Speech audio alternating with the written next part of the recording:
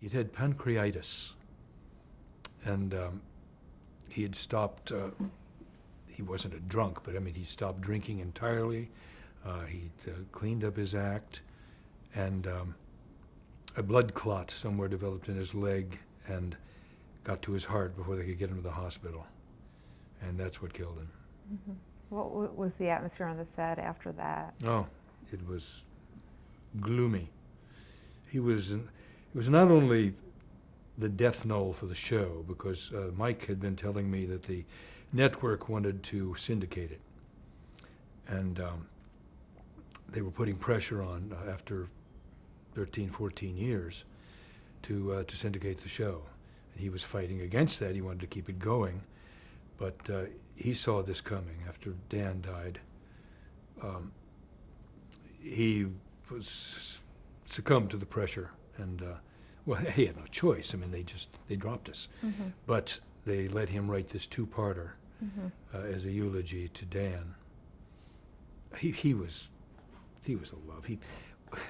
He had back then when tiny transistor radios came out, he turned it way down, real low, and put it under his hat. Remember that hat he had? And we started a scene, and the sound man who's sitting over there with earphones on to say, "Wait a minute, whoa, somebody's playing. There's a radio on. Come on, folks, we're doing a scene here." Okay.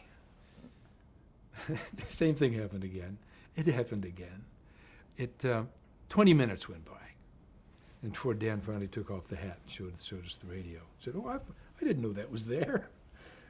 Another time we had a rather well-known guest star, and Dan loved to put whole loads, full loads. Do you understand quarter loads, half loads, and full loads? When you're using blanks, if you're inside and you're in anybody's close proximity, you use a quarter load. It's a very loud cap gun. Mm-hmm. If you use a half load, it gets your attention. It's very loud.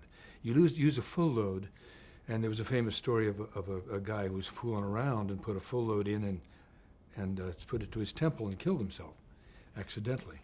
So they're quite loud. They sound like a cannon going off, particularly indoors. And he would sneak up, and they'd be in these canvas chairs, director's chairs, the guest star, and he'd come up, stick the gun into the thing with a full load in it, and pull the trigger.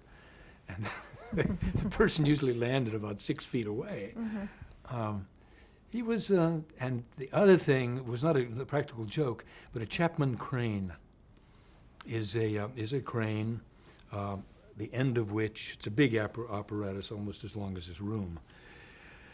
And it has, at the end of this extended arm, they have enough space for a full camera. And at the other end, to counterbalance, as a counterbalance, they have these lead weights. They're about this big, about that thick, and they have a handle carved out of one end, so you can pick them up like this and carry them around.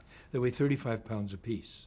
Well, he put 3 of these down and took it, not by the handle, just took them, they're about this high, took them in his hand and held it at arm's length for about 2 minutes. And we never saw anybody else that could do that trick. He was a really, really strong man in his arms. Mm-hmm. He was a prize fighter in Texas, you know.